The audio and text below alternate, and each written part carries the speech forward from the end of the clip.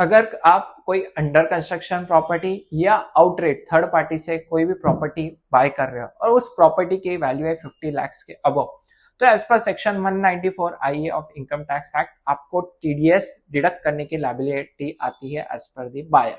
So what are the time limit of the deducting the TDS? So let's take an example for better clarity.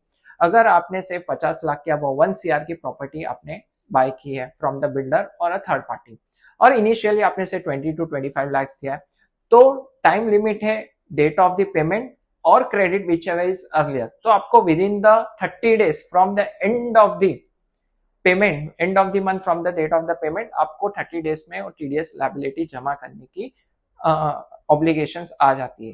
Practically बहुत जन क्या कर रहे हैं, and में पे कर रहे हैं TDS, but as per the provision of income tax act आपको टीडीएस जब आप पेमेंट कर रहे हो बिल्डर को या थर्ड पार्टी को, आपको टीडीएस डिडक्ट करना है.